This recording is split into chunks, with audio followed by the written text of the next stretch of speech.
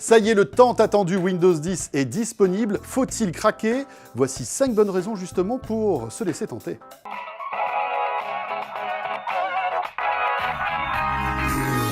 Premier argument de poids, le retour du menu démarrer. On l'a pleuré après sa disparition dans Windows 8, et bien ça y est, il revient le bon vieux clic ici en bas à gauche qui vous permet d'accéder à tous vos programmes avec une nouveauté, c'est la partie tuile, cette partie configurable. Sur la droite du menu démarrer, vous allez pouvoir ici épingler par exemple vos applications favorites.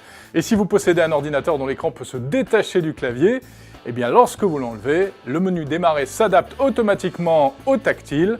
Tiens, une forme qui nous rappelle un petit peu Windows 8, mais rassurez-vous, c'est bien Windows 10. Deuxième nouveauté de ce Windows 10, eh bien c'est Hey Cortana, le nouvel assistant vocal intelligent de Microsoft de ce Windows 10. Vous allez pouvoir parler à votre ordinateur, lui dire plein de choses. Par exemple, lui dire « Rappelle-moi de prendre mes lunettes de soleil quand j'arrive à la maison ». Mais aussi, il peut vous prévenir lorsque vous allez rencontrer des bouchons sur votre trajet pour rentrer aussi à la maison. Évidemment, tout ça est synchronisé avec votre mobile. Il faut savoir que cet assistant Cortana va apprendre de votre langage, de vos phrases, et petit à petit, va s'améliorer. Ce n'est qu'une version alpha pour l'instant, mais Microsoft y croit beaucoup. Et puis en plus, Cortana peut faire des blagues, il imite le dindon et fait des blagues assez moyennes. Troisième nouveauté dans Windows 10, c'est le navigateur Internet. Oubliez Internet Explorer, bienvenue à Edge. Edge, rien de révolutionnaire malgré tout. Des petites fioritures plutôt sympas, comme la possibilité par exemple d'annoter une page web et de l'envoyer sous forme d'image à un correspondant. On peut également obtenir des informations complémentaires, par exemple en cliquant sur un mot à l'intérieur d'une page web. Et puis bien entendu, tous les onglets de votre navigateur Edge vont se synchroniser avec le navigateur mobile de votre smartphone grâce à votre compte Windows. Windows 10 innove aussi avec Hello. Alors qu'est-ce que c'est qu'Hello? Eh bien c'est un nouveau système de reconnaissance biométrique très évolué pour en fait déverrouiller votre ordinateur.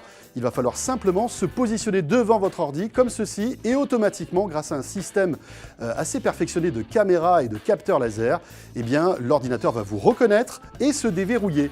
Et attention, visiblement, ça ne marche pas avec un appareil photo ou une photo qu'on pourra afficher devant ces 3 caméras, ou bien si par exemple Jérôme essaie de se faire passer pour moi.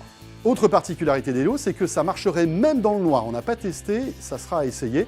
Et puis, dernière chose, il faut que votre ordinateur soit compatible, bien sûr, qu'il soit composé de ces 3 petites caméras assez innovantes. Microsoft nous promet que ce sera dans la majorité des ordinateurs dans quelques mois.